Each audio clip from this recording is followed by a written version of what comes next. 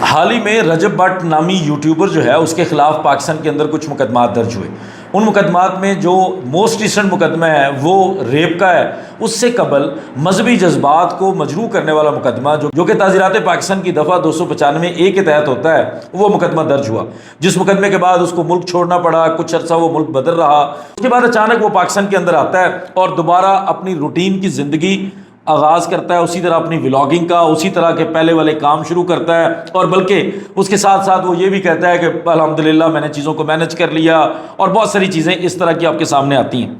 اب کچھ ہی دن قبل 12 جون کو اچانک رجب بٹ اسی مقدمے میں جو 295A تعزیرات پاکستان کی 295A کے تحت ہے، اس مقدمے کے اندر اپنی عبوری ضمانت حاصل کرتا ہے، اپنی قبل از گرفتاری ضمانت کے لیے لاہور کی سیشن عدالت میں رجوع کرتا ہے، جو کہ ایک بڑی حیران کن چیز ہے۔ کیا کوئی ملزم جس کے خلاف اس طرح کی سنگین جرائم کی دفعات ہوں کہ پاکستان کے اندر کسی کے مذہبی جذبات کو مجروح کرنے والی، وہ بندہ بالکل آسانی سے پاکستان کے اندر آزاد پھرتا رہے اور اس مقدمے کے کئی مہینے کے بعد جا کے اپنی ضمانت دوبارہ اپلائی کر لے، اور اس دوران اس کو کبھی پولیس کی طرف سے اریسٹ نہ کیا جائے، اس دوران کوئی اس کے پاس پروٹیکٹیو بیل نہ ہو، کوئی ایسا شیلٹر نہ ہو قانونی طور پر جس میں اس کو گرفتار نہ کیا جا سکے؟ تو یہ پاکستان کے اندر ایک نئی مثال قائم ہوئی ہے کہ ایک یوٹیوبر جو 295A کے مقدمے میں نامزد ہے، اور اس بندے کو ضمانت کروانے کی کوئی ضرورت محسوس نہیں ہوئی، اور کچھ لوگوں نے اس کے اوپر یہ بھی کامنٹس کیے کہ شاید اس مقدمے کے اندر بھی صلح ہو گئی ہے۔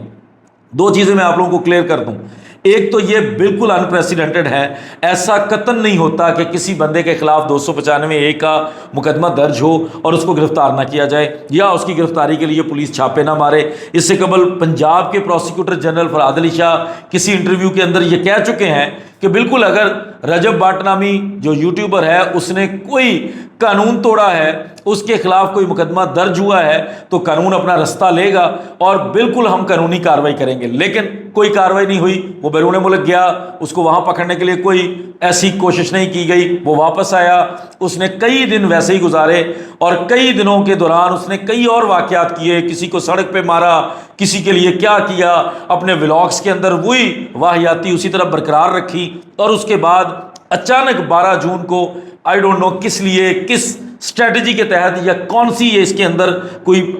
گیم پلے کی جا رہی ہے کہ 12 جون کو لاہور کی سیشن عدالت میں رجوع کیا جاتا ہے، اور اس کو 21 جون تک ایک عبوری ضمانت دے دی جاتی ہے۔ اس ضمانت کے معاملے کو تو ہم دیکھیں گے۔ اور دوسری چیز،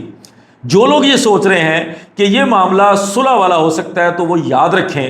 پاکستان کے قانون میں تعزیرات پاکستان 295A کے لیے جو ہمارا CRPC کا اسکیجول بتا رہا ہے، یہ اوفینس نان کمپاؤنڈیبل ہے۔ نان کمپاؤنڈیبل کا مطلب ہے کہ ان اوفینسز میں صلح نہیں ہو سکتی، اگر مدعی چاہے بھی تو اس میں صلح نہیں ہوگی۔ اور میں یہ سمجھتا ہوں کہ اگر کوئی اس طرح کا مقدمہ کسی کے خلاف درج ہوتا ہے تو صلح کے تو دو ہی مطلب ہیں، کہ جس مدعی نے وہ مقدمہ درج کروایا ہے وہ مدعی غلط ہے، وہ خود مان رہا ہے کہ میں نے غلط مقدمہ درج کروایا ہے، کیونکہ ایسے معاملات میں غلط فہمی کی کوئی گنجائش نہیں ہوتی۔ دوسری چیز،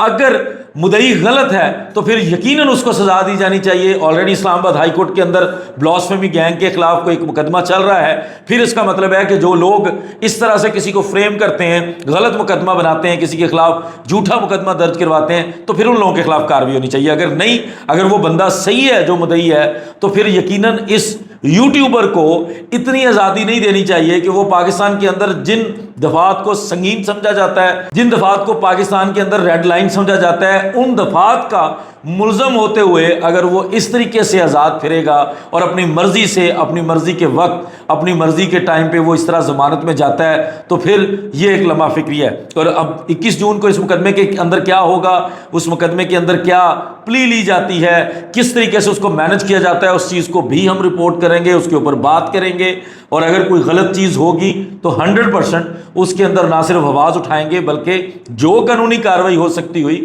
ہم وہ بھی کریں گے۔